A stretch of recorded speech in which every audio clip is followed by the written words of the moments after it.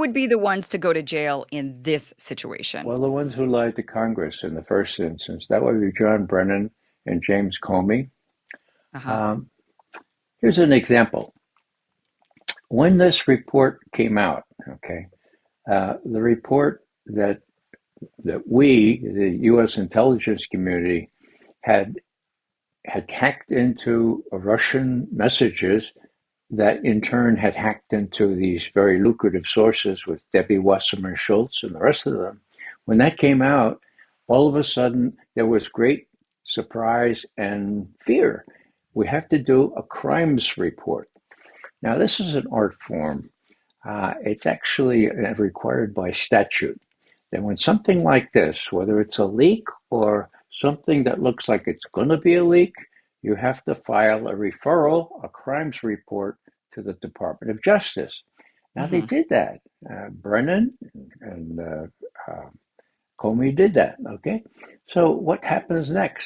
Oh, then they meet with the president, and they brief the president on all this. Now I know what they told the president. Uh-oh, they all knew what Hillary was doing, for God's sake. Uh-oh, the Russians have it, and now it's in a report. Let's do a crimes report, and that puts the kibosh on further dissemination. And we can find out, well, we can warn people, look, there's a crimes report out there. Don't even think of leaking this. Yeah. And the Russians didn't leak it either. So until now, we didn't know that, but we did know there was a crimes report. Now, when you meet with the president and Brennan and Clapper and Comey, you don't forget that kind of thing, okay? So a couple of years later, Comey, because of COVID, is being questioned by Senator Grassley, and Senator Grassley says, "Now, how about that crimes report about that Hillary was blaming the whole thing on Russia? What about that crimes report?" And Comey says, "Doesn't ring a bell." Mm. And Grassley then says, "Okay, we'll go to the next question." The transformation of Grassley is really, really interesting now. He's like a junkyard dog, and he's defending this appendix and his tough decision upon request of Kash Patel and Tulsi Gabbard to put this thing out there. Now there are people who are New York Times, for example, say, "Oh, this is a Russian Russian misinformation thing." Well, even if you suspect it is, what they say in these intercepted messages happened to be true. We knew it from other sources. We were the only ones to report it, but it can Hmm. be verified. Witness what I told you about Palmieri right at the convention, okay, on the 25th of July, 3 days after the emails were published by WikiLeaks. She's tooting around on she's on our golf cart there, trying to get the outlets and the cable people to buy the notion that the Russians hacked. That's what happened. And she had no real help. And she was very frustrated until she got back to Brooklyn when they started coming in. But then finally, now Jay Johnson was asked under oath, what about that? What about that report that you and James Clapper put out there about Russian hacking?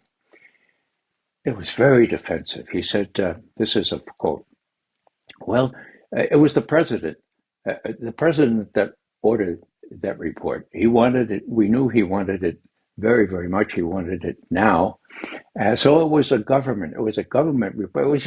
It was not just me and Clapper. It was a government report. Okay.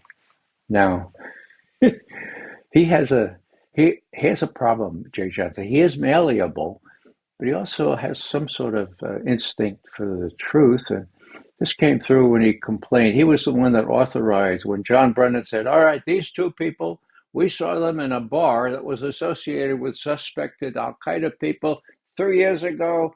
Zap them with drones, okay?" And they said, "Is that okay, Jay Johnson?" He's the lawyer that has to prove this. Okay, okay. So he says, he's publicly, I married a Catholic. My wife is a Catholic, and I'm sure glad that I didn't convert because then I'd have to go to confession.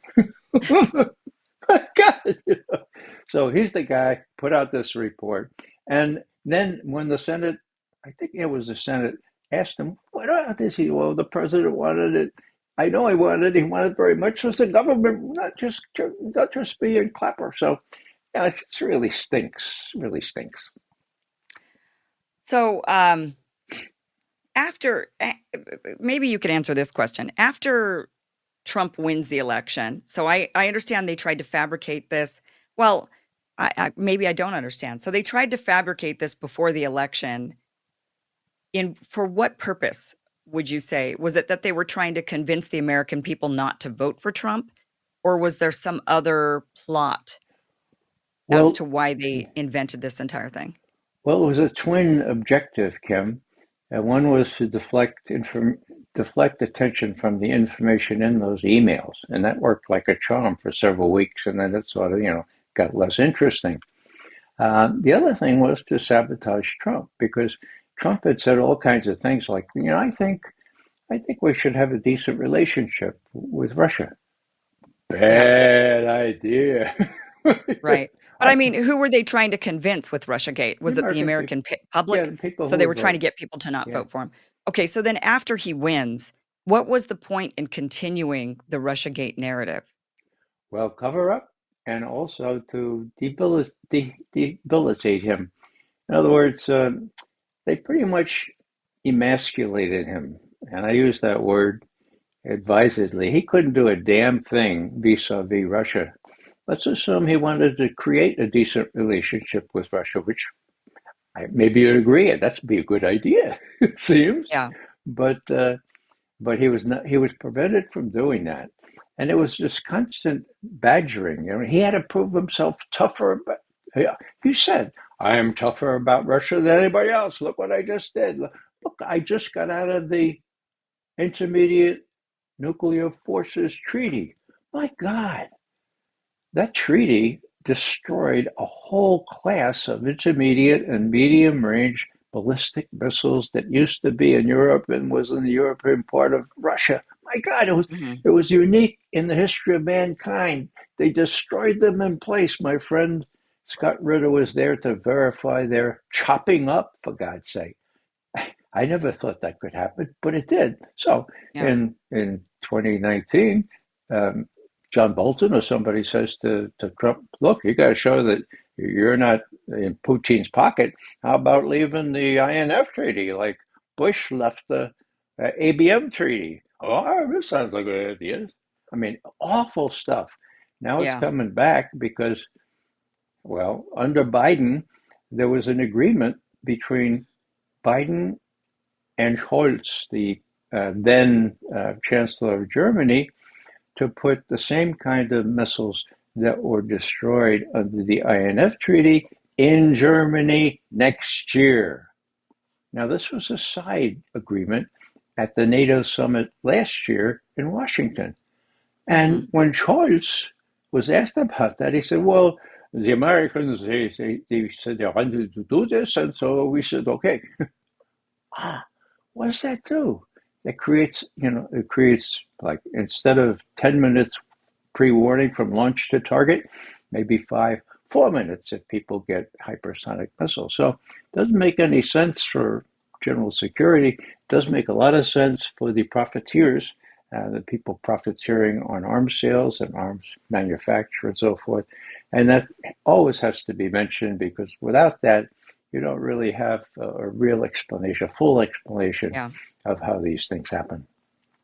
Well, it'll be interesting to see what the consequences end up being of all of this information that we're discovering, that they knew, they covered it up, that they were in on it, even all the way up to Obama. I'm just mostly curious to find out is, okay, now what about consequences? Yeah. Because otherwise, this is just going to be the new rules of the game, and each side is just going to play dirty like this if there are no consequences. But I That's don't know how you put consequences on Obama at this point, or Hillary Clinton, or any of these other people, without it looking, without that reeling us into civil war. Quite frankly, right? I mean, it would just be seen as so partisan, even if it's legitimate, which it seems like it sounds like it is. The other side is going to just view it as this is just warfare, that you're just waging war. And okay, if our guys go to jail, then your guys go to jail. And that would just be what it is yeah. from now on. Well, yeah, that's the problem. And still, the mainstream media is on one side. The mainstream media won Pulitzer Prizes for their reporting. Right, I mean, right. well, Yeah. alternative media as well. I was on a program with Aaron Maté just a couple of days ago, and he said, you know, Ray, because you reported so often on the fraud of Russiagate, I noticed that you had been on Amy Goodman's show regularly, and then all of a sudden there was a little hiatus, like Mm, 8 years. yeah. And then you came back in 2022 for one session. So, you Amy, yeah, I like Amy, but she had this Trump derangement syndrome, and Yeah, she went yeah. with this woman Right. who pretended to be smarter than Bill Binney, and I mean, she actually gave some of her sources over to the FBI, and Amy still had her on. So, what Yeah. I'm saying is, this is a really tough nut to crack. I am surprised that Tulsi Gabbard has come out so strongly with the evidence. Now, the media is not going to be helpful. So what will happen? Who will be tried? Well, if they want to go forward with this and they have the guts, okay, it'll be Brennan, it'll be Comey, it will be Klepper. They lied under oath. They knew what was going on and they manufactured the whole thing, okay? Now, that's below Hillary Clinton. I don't care what happens to Right. Hillary. And of course, Obama. I mean, he was the president, and I suppose retroactively, the Supreme Court could say and would say that he could shoot somebody on Fifth Avenue and not be accountable, as Trump has said. So yeah, I don't want. I mean, I think Obama should be thoroughly embarrassed and discredited by this. Why? I mean, he was the outgoing. He threw out 35 Russian diplomats on this false pretense. He Right. confiscated Russian diplomatic property in this country, closed the consulate. There were consequences in U.S. Russian relations.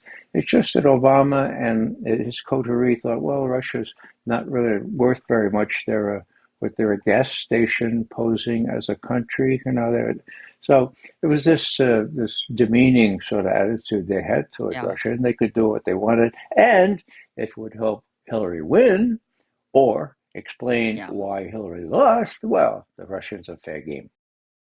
Well, summer is here and raging, and so are those visible dark marks, sunspots, and other blemishes that the sun leaves behind. Until now, the dark spot corrector from our friends at Genucel visibly fade away dark marks, sunspots, scars, and other signs of discoloration all over your skin. Formulated with patented LumiSkin, a revolutionary new ingredient, and Genucel's legendary base, shown to visibly reduce age spots, sunspots, and uneven tone for a brighter, more youthful look. You will be amazed at how quickly you'll see results. You can now enjoy your summer sun, beach, and barbecues without those pesky spots. And as always, you'll see the results or your money back, no questions asked. And right now, get your dark spot corrector with every Genucel Complete Skincare package for over 70% off. Plus, get an extra discount automatically applied at checkout for world-class skincare that works. Guaranteed or your money back. Order yours right now and get the Genucel XV Moisturizer for a hydrating, moisturizing effect on your delicate skin during the harsh summer months. It's one of my favorite products. Visit Genucel.com/Kim and get a free spa box with 2 bonus gifts and free shipping. Again, that's Genucel.com/Kim, Genucel.com/Kim. Hey guys, thank you for watching this clip from the full Kim Iverson Show, which you could check out Monday through Friday, 5 p.m. Eastern at KimIversonShow.com. See you there.